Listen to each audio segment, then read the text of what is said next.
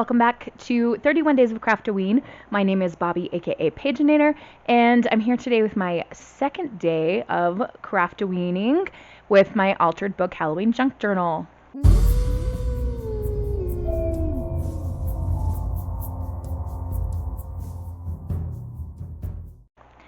Last time we did this spread with our uninvited guest, and now we're going to move on to spread number 2. Originally, in my introduction, I thought maybe I wanted to keep this picture here because she could go spooky very easily, but now that I'm really thinking about it, I think she needs to be covered up. Before we get started looking at prompts and deciding a direction for this spread, we need to take a moment to open our second Nightmare Before Christmas Advent Calendar Mini Funko Pop. So here you can see day 2. Sorry, my sewing machine's in the way of getting a flat look on this, but you can see that I am just brand new opening this door. And who will it be?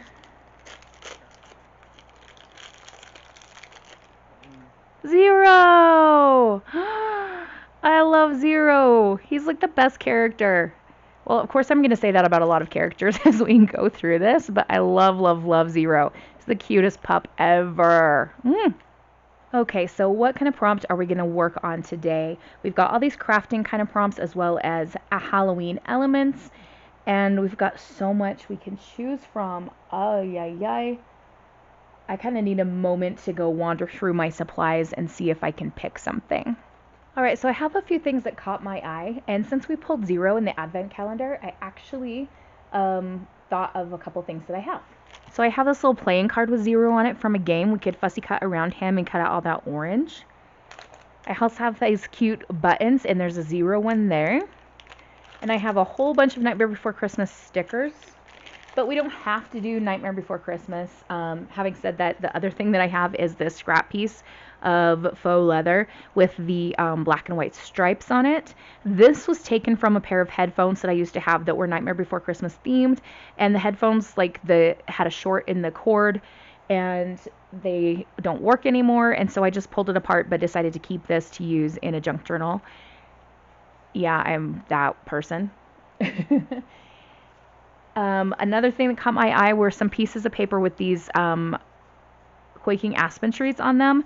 One of them does have a Red Riding Hood figure on it, and I was going to use her in a different thing, but if I wanted to use this aspen paper, I could just cover her up. Yeah, maybe not. And then the other thing that was catching my eye were these old photos that came in one of the digital printable kits that I got. There's this girl crouching over a skeleton, and then this girl who's telling the future, and this girl's hanging on a spider web. So I'm wondering if one of these 3 ladies could be our focal point if we don't do the Nightmare Before Christmas stuff. Some of you are probably screaming at me right now your opinion on whether or not to do Nightmare Before Christmas today. I know that one of my viewer suggestions from Bookworm's Buddy was to include Jack Skellington in some way, and I definitely want to do that, but those strange ladies are really calling to me, so maybe we'll hold off on the Nightmare Before Christmas stuff for a little bit. I also really love the idea of using some quaking aspens, but this girl, I want to use her on something else. And this was a digital printable, so I'm just going to go print another 1 or 2 sheets of this, and I will be back with you shortly. Okay, so it turns out that I had deleted the printable of this. I don't know what the heck I was thinking. So this is actually a different aspen forest that I was able to find through some free image sites searching, and this is what we're going to use. We can also use this scrap here from the bigger trees if we want to, but I don't think there's a difference in the sharpness of the image here, so I think we'll just stick with this one.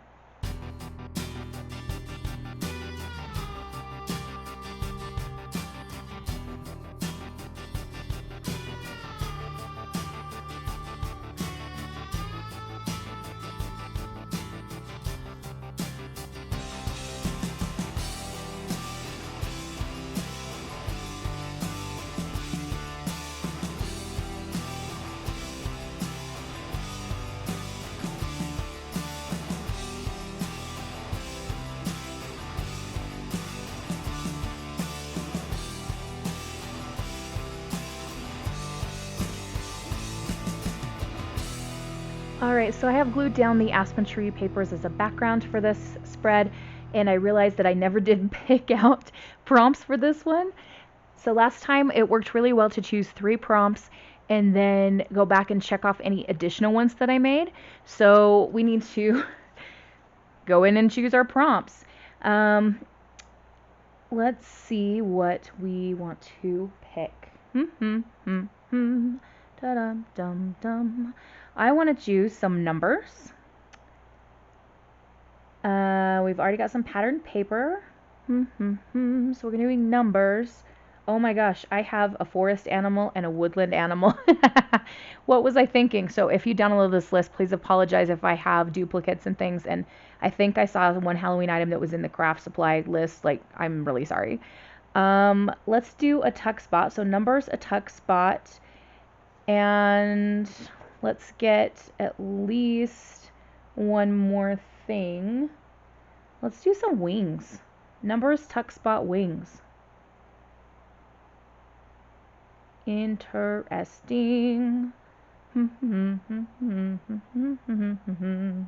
Alright, so let's come back to this page and pick out one of these ladies that we think we can add some wings to. And honestly, I think the best fit is going to be this lady crouching over the skeleton to add wings. So let's go ahead and cut her out and decide how we are going to do that. Are we going to end up fussy cutting around her? Are we going to cut little slits to stick the wings into this square, which I'm kind of leaning towards at this moment? What kind of wings are we going to use? Butterfly wings, fairy wings, dragonfly wings. I don't know. But we've got this girl. We're going to give her some wings. We're going to do a tuck spot of some kind. Actually, maybe I want to move her over here, because if you remember yesterday's, we've got the focal point up here, upper right, and I don't want to do the same thing every time. So let's do focal point upper left, and we'll do a tuck spot maybe down in this corner. Let's go ahead and edge up this, or ink up this photo around the edges with black soot, distress ink.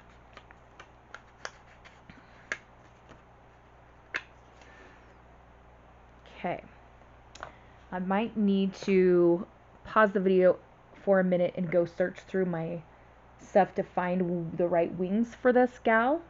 But we also know that we need numbers and a tuck spot. I have some black and white washi tape that's got numbers on it. That's an option. I also have the Tim Holtz Field Notes stamp set that has a lot of numbers on it.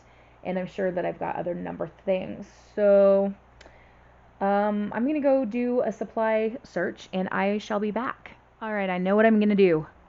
Bat wings! When I went to go look through my stuff, I saw this Halloween kit that I got at the dollar store that's just like printed cardstock. And I saw this bat, and I went, oh, yes, bat wings. That's what we need this girl to have. So we're going to do some fussy cutting around this and then go from there. Alright, so we've got this guy cut out. I cut off his little ears because we don't really need his head to show. Behind here, we just want the wings popping up behind the girl's shoulders. So I need to figure out how I'm going to cut some slots here. I've got a little X-Acto knife, crafty knife thingy somewhere. Okay. So I'm going to initially just kind of cut down the slope of her shoulders.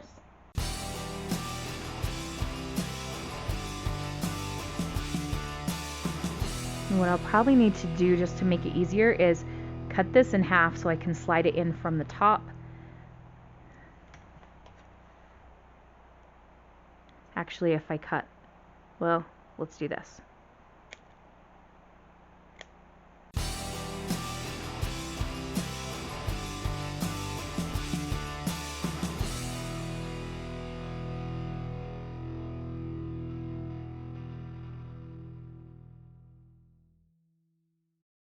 I'm going to just take a piece of washi tape to fix this to the back side, and we glued on the front, so she now has bat wings. Alright, so we've got her up here, And we need to make a tuck spot and add some numbers before all is said and done. And of course, we've got more room to play than just doing that. In my last video, I showed you some of the black lace that I had ordered that were the pieces were too short. Maybe I could take one of those and just do like a horizontal piece of lace here. Is this going to end up being one of those journals that has lace on every page? Possibly. Is that okay? Yes. I just had a moment of panic where I thought I had turned off the microphone. That would have been bad, but luckily it is still on. I'm going to go ahead and glue all this down. All right. I didn't actually glue under here. I've never done a tuck spot before that is the bottom open, but I've seen other junk journalers do it. And when you put the right thing inside, it really works well. So I am going to play with that a little bit. I do want to come back to the lace idea, but I also want to add an additional tuck spot here. Maybe a second focal point, because we could have like maybe 2 of those creepy ladies. What do I want to do there? Okay, so I changed my mind. I decided that I wanted to put a poem in here from this book, Romantically Disturbed. And so there is this poem that I found that I think would be perfect. The boy I used to like.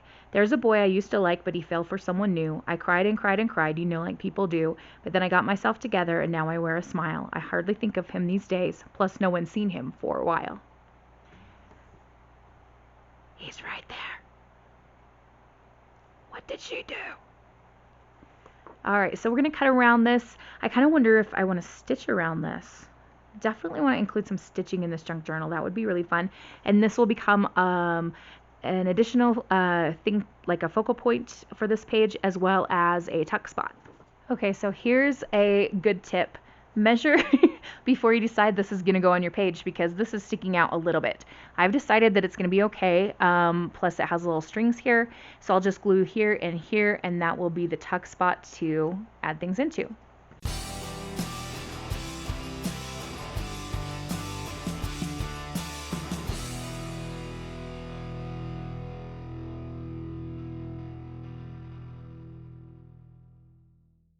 All right, so that tuck spot is glued in. Usually I would like to put my glue on this side so that if things fall out, they fall this way into the page.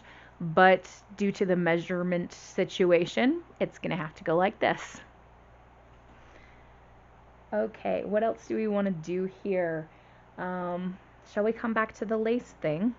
So in yesterday's video, we found this gorgeous piece of really wide lace. And I was really sad that it wasn't wide enough to go up the whole side of the page, but maybe we can just put a big piece here, cut it like about here, and then this could be used somewhere else on a different page or something. All right, so I don't want to butt it up here. Like normally I would say let's just glue it here and then have it hanging off, but we made that tuck spot. Or could we still do that? And the tuck spot would be even more secret because there's that lace. Oh, I kind of like that idea.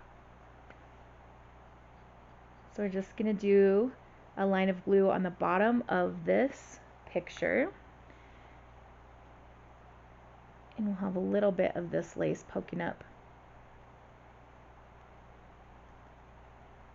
here. And then leave the rest to dangle. So I'm going to let that glue set for a minute while I try to decide what to make. I kind of feel like maybe a tag should go here. We haven't used any numbers yet too, which is something we selected for today.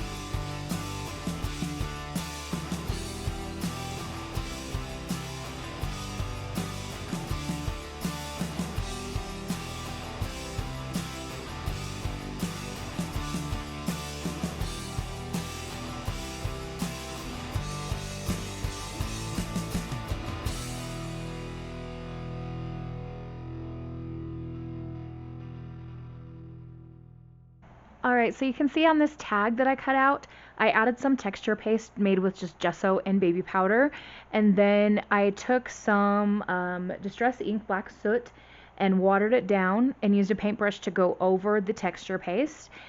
And I really like how it's making the texture of the paste just really pop. I tried to like dip each edge into like some of the liquid and it didn't go super great. But then I went over with the paintbrush again to get some darker grays in different areas. And you can see that in the process of drying, this like really curled up. Plus the back of it is just packaging. So I want to cut out another piece of cardstock of some kind and back this so that it's I can get it to flatten out and sturdy up. I actually accidentally printed 2 of this. We used this one in the day 1 spread, and if I cover this, then the backside will remain white for me to journal on later. Alright, so that gives me a nice white background, but I do want to go around the edges with some more black soot.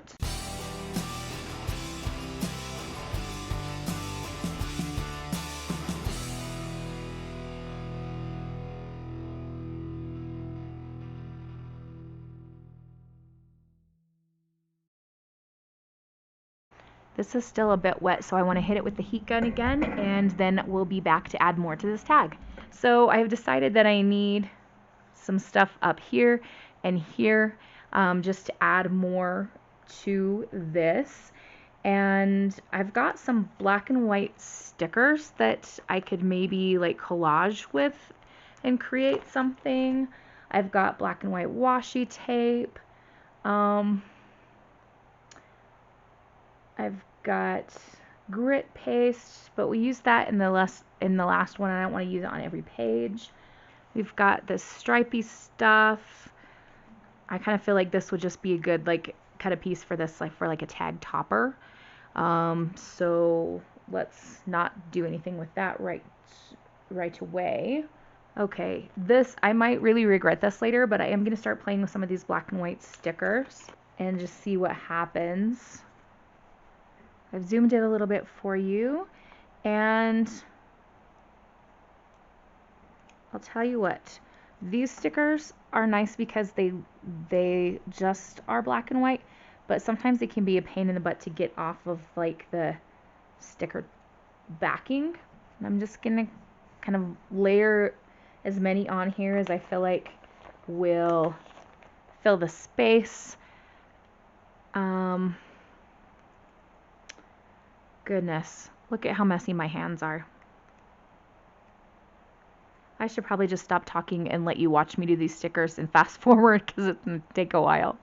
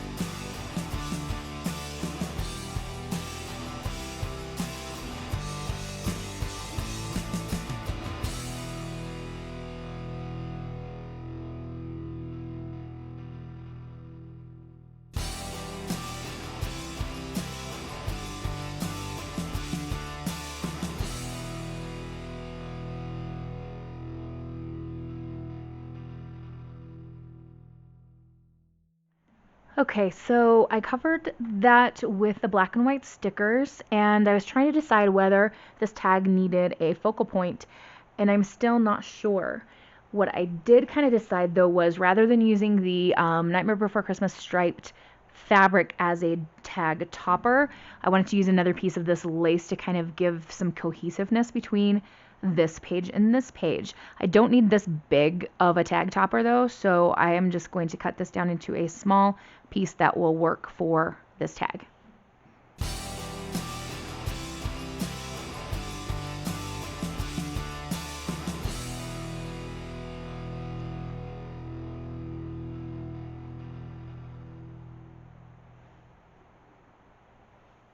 Okay, so adding that lace there, then I felt like I needed a irregular triangle with the lace, so I added another little trimming on the side here. I feel like this is good. We still have our secret tuck spot though, so and we haven't added any numbers.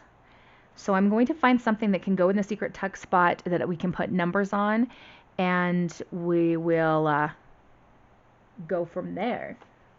All right, so I found this little coin envelope that came in an Outcrate box, and I want to use this to go into our secret tuck spot, plus it's also a pocket. So we're going to ink around this with black soot, of course. You can see I'm not being super careful with how I edge. Like, I really want this to be kind of rough. I always like to do this when I do envelopes just to give some color in the creases, and that also gets this edge here. I don't need to worry about the back side because it will be sliding in under here. Although Barbara's voice is in my head going, ink around everything. So I guess I will. Then I need a little journaling card or something to go inside this, plus we need to add some numbers here. So I have the Tim Holtz Field Notes set, which does have some numbers on it. We've got numbers here, here, here, here. They're all over the place. So I'm going to add some numbers to this little envelope. Okay, we're going to first use this little rectangular piece here, and we're just going to stamp that there. I didn't get that centered very well at all. That's super annoying. Then in the middle of that, we're going to stamp Agent 1929. The idea being that this is a secret agent's package to go in a secret tuck spot. So, is this girl a secret agent, and really she killed this guy because he'd done something terrible and needed to be taken out for purposes unknown to us? Or does this packet belong to the agent who's following her, determined to get her for the murder of her ex-boyfriend or ex-crush?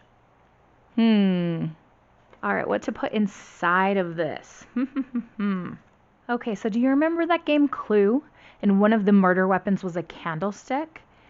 I have a silver candlestick here that is on this card, and we are going to stamp the word Clue on here as well in black ink, because our Batgirl was always a big fan of playing Clue, and in the moment when she decided to kill her ex-crush, the only thing that she could think of was that game, and she grabbed the nearest candlestick that she could find and whacked that guy in the head. I do have a clickable set of stamps that are really nice, but the font is a little too cutesy for a murder case. So we're going to do these ones where we have to stamp one letter at a time.